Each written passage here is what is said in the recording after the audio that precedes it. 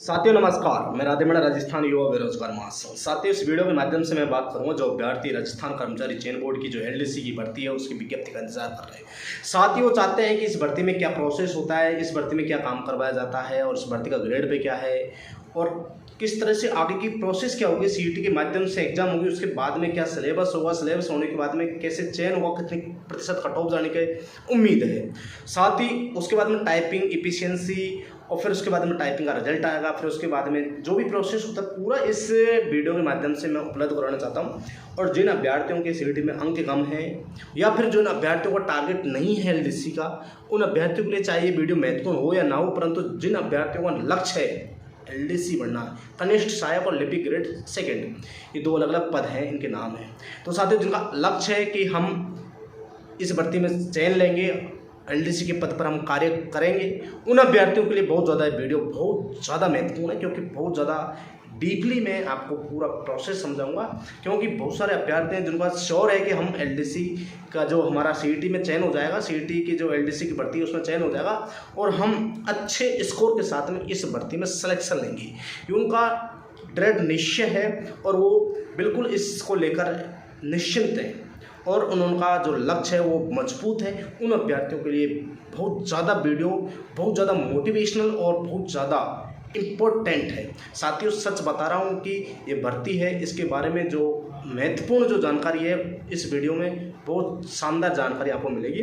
इस भर्ती में पदों की संख्या, फिर इसके बाद में जो राजस्थान कर्मचारी चयन बोर्ड द्वारा इसकी विज्ञप्ति कब जारी होगी और विज्ञप्ति जारी होने के बाद में किस तरह से इस भर्ती का चयन होगा 15 गुणे में, उसके बाद में एग्ज़ाम कब होगा और एग्ज़ाम में जो सिलेबस है वो किस तरह से कितने रेशियो में एग्ज़ाम किस लेवल का आता है और एग्ज़ाम लेवल होने के बाद में उसका रिजल्ट, उसका जो आगे टाइपिंग का शेड्यूल है, पूरा बता रहा हूँ कि फिर जो पूरी प्रोसेस है इस वीडियो में बताऊंगा। साथियों सबसे पहले इस भर्ती में जो पदों की संख्या है लगभग 6,500 के आसपास है।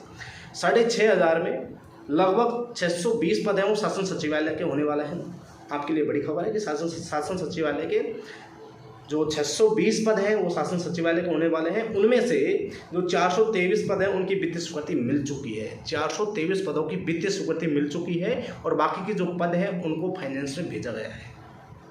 तो साथियों कार्मिक विभाग द्वारा वित्त विभाग को बाकी के जो पद हैं उनकी स्वीकृति के लिए भेजा गया है और 100% उन पदों पर स्वीकृति मिल जाएगी। इस तरह से भर्ती 620 पदों पर जो शासन सचिवालय है उसमें होने जा रही है। तो साथियों आपके लिए बहुत बड़ी इंपॉर्टेंट जानकारी है कि शासन सचिवालय में शासन सचिवालय के इतिहास में पहली बार इतनी बड़ी भर्ती होने जा रही है। राजस्थान के पूरा इतिहास को उठा के देख ले तो इतनी बड़ी कभी भर्ती नहीं हुई, क्योंकि पिछली बार भी जो भर्ती हुई वो भी लगभग 323 के आसपास पदों पर हुई थी, परंतु अब की बार जो भर्ती होगी लगभग डबल पदों पर होने जा रही है। तो साथियों राजस्थान के इतिहास में ये पहली बार होने जा रहा है कि इतने पदों पर एक साथ भर्ती हो रही है।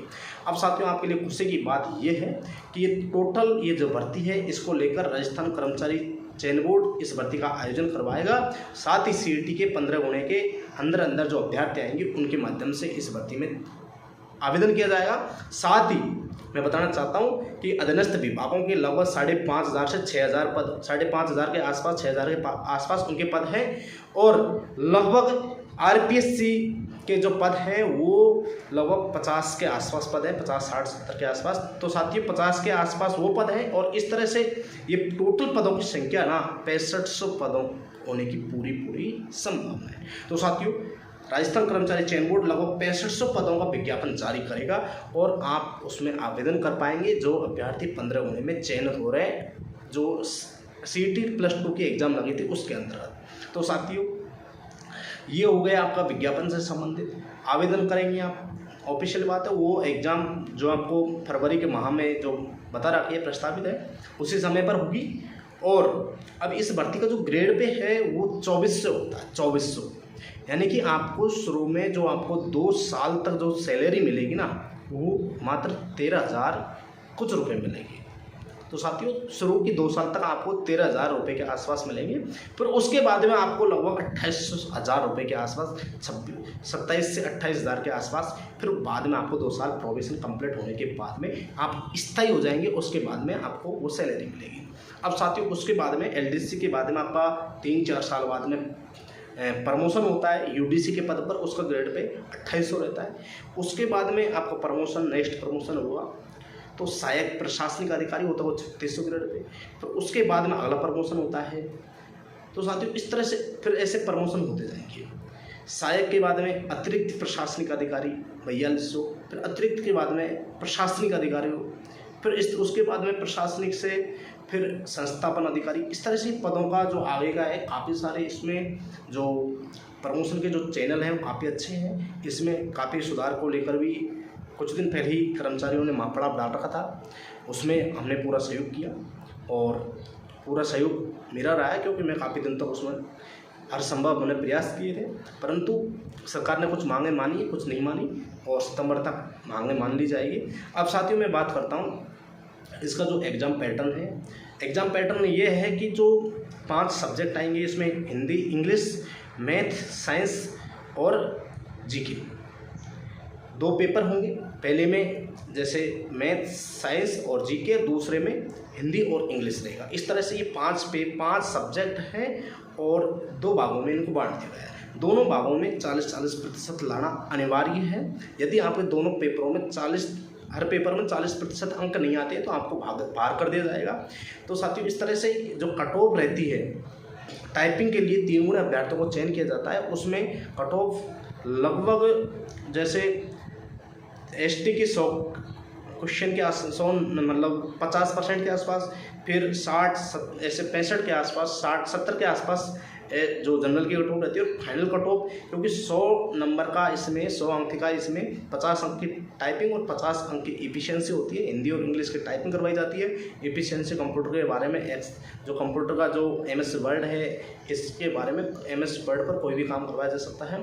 तो साथियों इस तरह से ये जो पूरा विवरण है ये आपको बाद में बताया जाएगा स्पष्ट रूप से, परंतु अभी तक यही है कि आपकी जो भर्ती है इसमें आप भाग लीजिए, एग्ज़ाम की तैयारी कीजिए, सिलेक्शन लीजिए, उसके बाद आप टाइपिंग दीजिए। टाइपिंग देने के बाद में आपका दस्तावेज सत्यापन के लिए 2 गुणे अभ्यर्थियों को चयन किया जाएगा। 2 गुणे के बाद में आपका 1 गुणे की लिस्ट आएगी और लिस्ट आने के बाद आपका फाइनल चयन होगा। उसमें फिर जिनके टॉप स्कोर आ रहे हैं, जिन्होंने चॉइस भरी है कि हमने सचिवालय लेना है, RPSC लेना है या फिर अधीनस्थ विभागों में लेना है, तो उनको फिर ये 3 कैटेगरी हैं। 3 कैटेगरियों में से उनका जो टॉप रैंक रहेगी उनको सचिवालय, RPSC और ये अधीनस्थ विभाग में ले जाएंगे। फिर उसके बाद में ये अधीनस्थ विभाग अलग होगा और सचिवालय और जो RPSC है ये अलग है, क्योंकि उनका नाम सचिवालय और अधीनस्थ विभागों में जो सचिवालय और RPSC में जो LDC है उनको लिपि की ग्रेड द्वितीय बोला जाता है, लिपि ग्रेड सेकेंड। और जो अभ्यर्थियों को चयन अधीनस्थ विभाग की जो पदों पर होता है वो कनिष्ठ सहायक के रूप में लिया जाता है, क्योंकि अब जो सचिवालय और RPSC में लगेगा उनके ग्रेड पे जैसे 2800 के बाद में 2800 से डायरेक्ट 4200 पर जाता है, और यहाँ पर अधीनस्थ विभागों में 2800 के बाद में 3600 के बाद में 2800, तो उनको एक के जो ग्रेड पे है उसका फायदा होता है शासन सचिवालय और RPSC के जो चयनित अभ्यर्थी होते हैं उसमें उनको। अब साथियों मैं बात करता हूँ कि जो अधीनस्थ विभागों में जिनको कट ऑफ के आधार पर उनको अधीनस्थ विभाग मिलेंगे, उनमें भी आपको विभाग चॉइस करने होंगे। पहले विभाग चॉइस करने के बाद में आपको जो विभाग रैंक और चॉइस के आधार पर जो विभाग मिलेगा उसमें फिर आपको कार्य ग्रहण करना। इस तरह से पूरा प्रोसेस है और पूरा मैंने आपको इस भर्ती के बारे में जानकारी उपलब्ध करवा दी है। शायद इतनी जानकारी आपको कोई भी उपलब्ध नहीं करवा पाएगा। तमाम जानकारी आपको इस वीडियो में मिल चुकी है। जो अभ्यर्थी स्पेशल LDC भर्ती जिनका उनका लक्ष्य है उन अभ्यर्थियों के लिए वीडियो बहुत ज़्यादा महत्वपूर्ण है। तो साथियों आप सभी को बहुत बहुत शुक्रिया, थैंक यू। आपकी विज्ञप्ति है जुलाई के लास्ट में या 15 अगस्त तक आपकी विज्ञप्ति आपको देखने को मिल जाएगी। पदों की संख्या लगभग 6500 के आसपास रहेगी। अच्छे पद हैं और साथियों बहुत शानदार बात है, राजस्थान के इतिहास में पहली बार इतने पदों पर LDC की भर्ती होने जा रही है शासन सचिवालय में। ये बहुत बड़ी ऐतिहासिक भर्ती है शासन सचिवालय के लिए। तो साथियों आप सभी को बहुत बहुत धन्यवाद, शुक्रिया।